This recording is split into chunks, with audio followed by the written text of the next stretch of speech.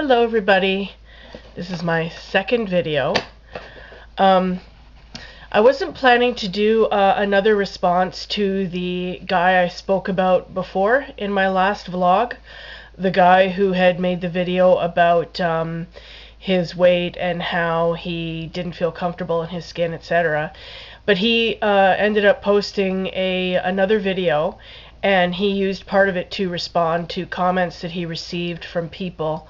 And he made a few comments about what I had said to him.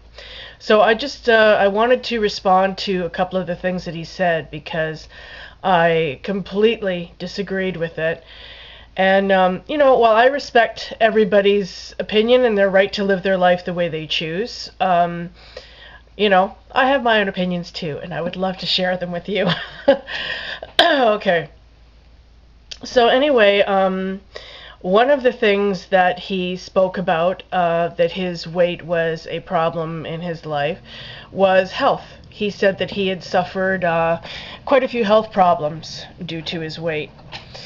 And I think he spoke about heart problems. I don't know whether this was congenital, whether he was born with some kind of heart defect, but I remember asking him earlier about, when I had asked him about why his life was not, he didn't, wasn't crazy about his life as a big guy.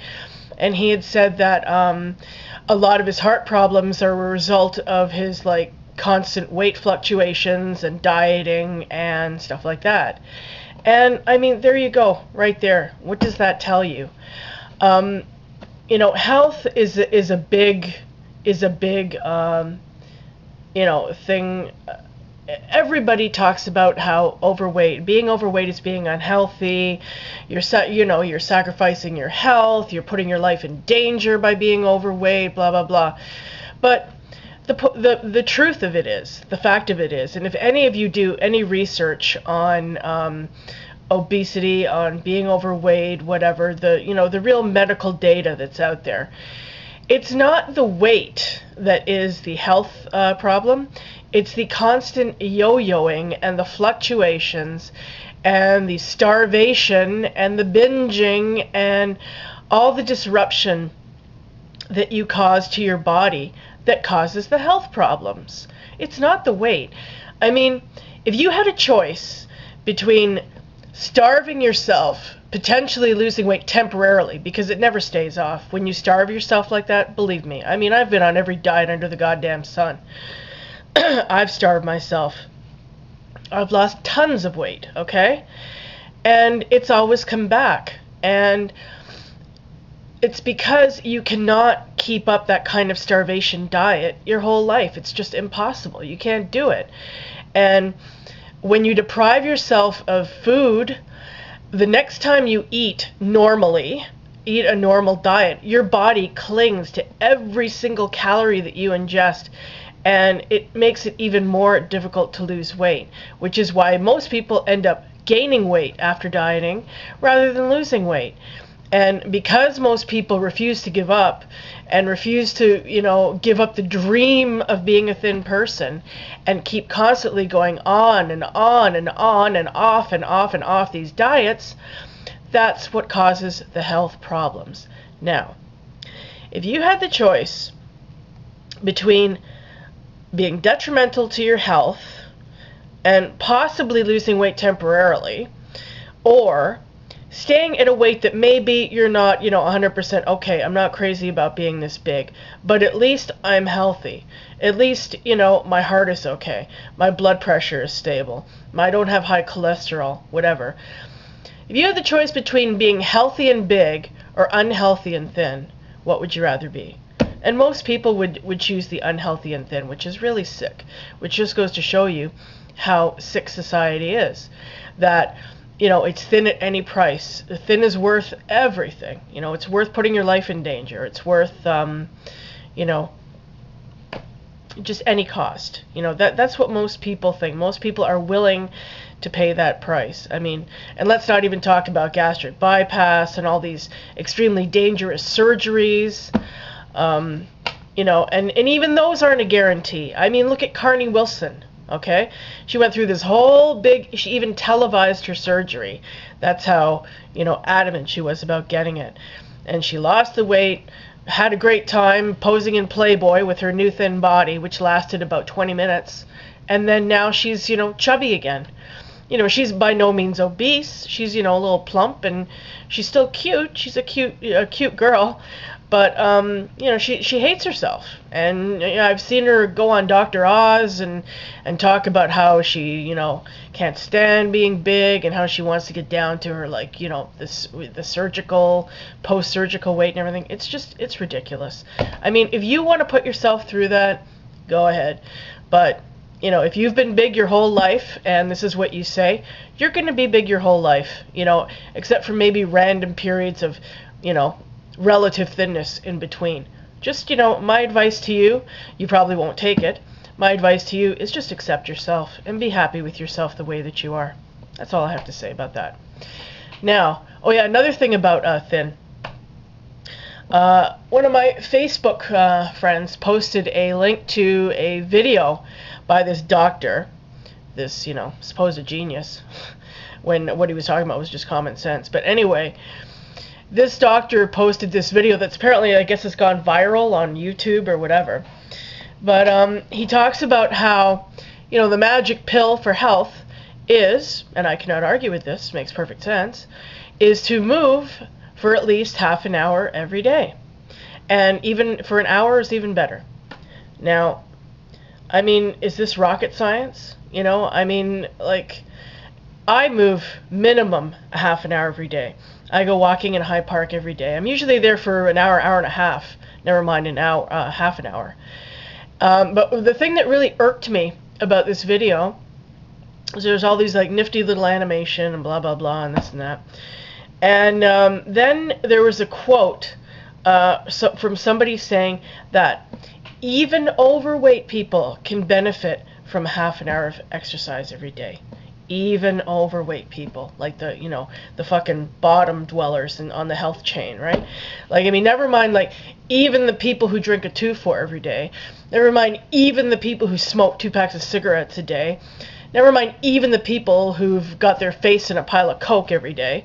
No, it's even the overweight people, the total lost causes that can benefit from this, I am so sick of this condescending attitude towards large people, as if we are like the poster people for unhealthy living,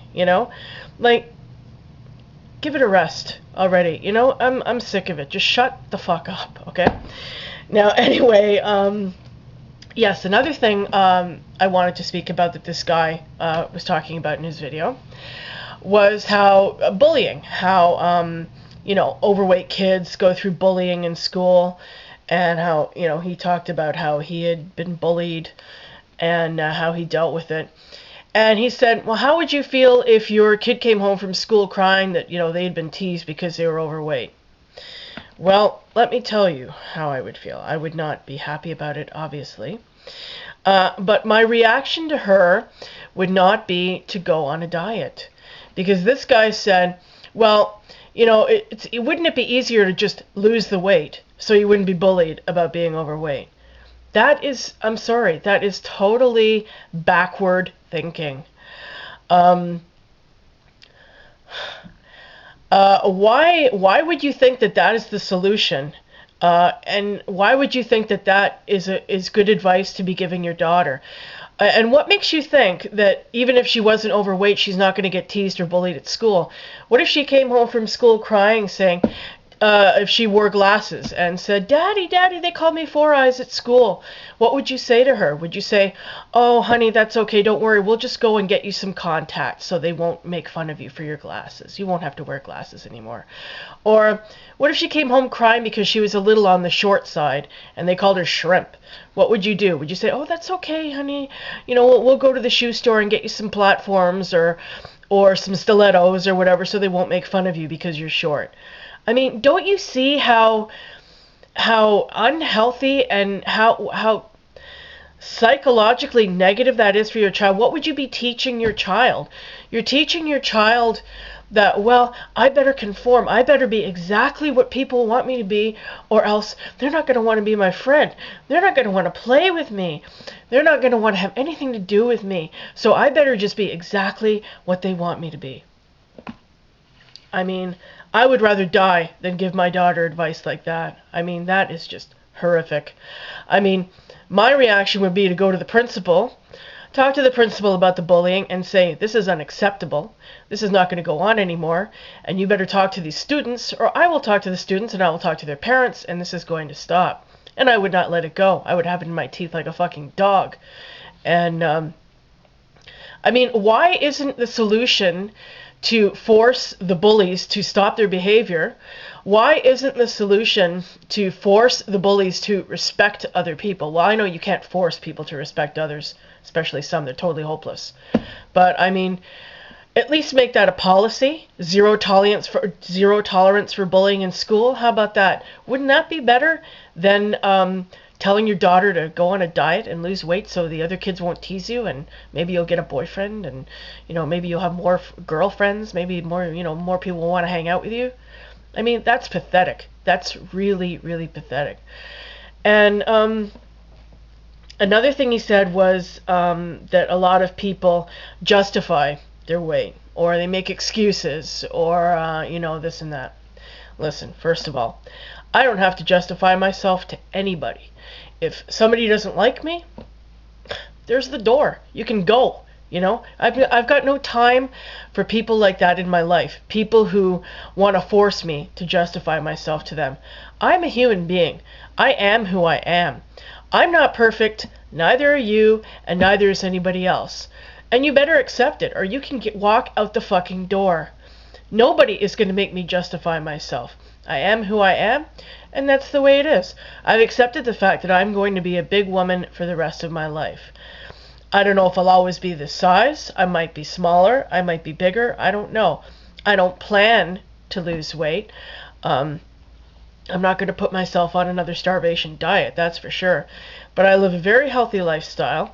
Sure, I eat junk food occasionally. Sure, I love, some junk food. Everybody does. Who doesn't? You're going to tell me you don't? Bullshit.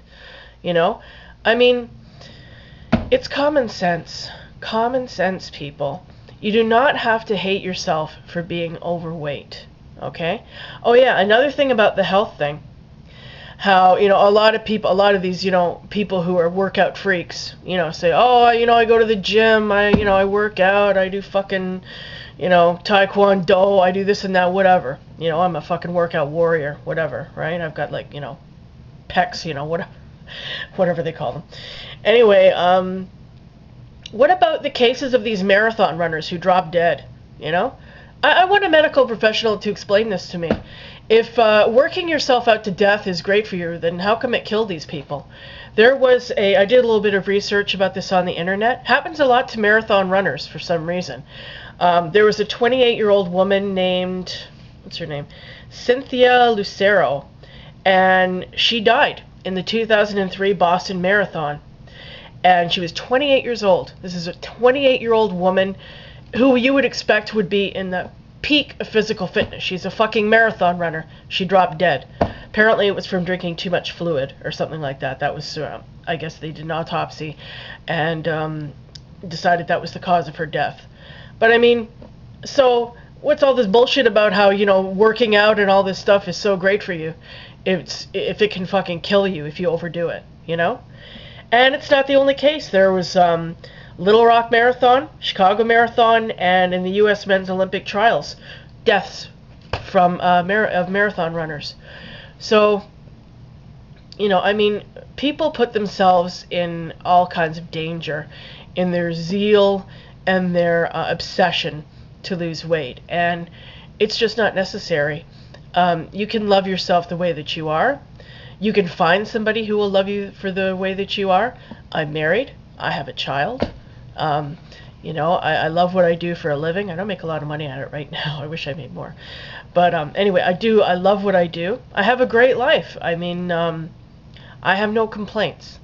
And sure, I mean, I'm not saying I'm perfect. There's things that I would change about my life if I could, if I had a magic wand. But I am not going to, defer my life until I get thin or whatever. There's just no reason for it.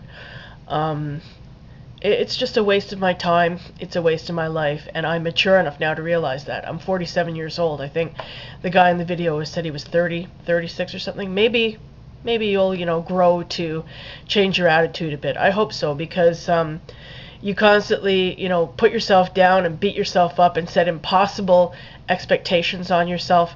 You're just going to continue to be unhappy, and there's no reason for it, especially when you've got all this other great stuff going on in your life.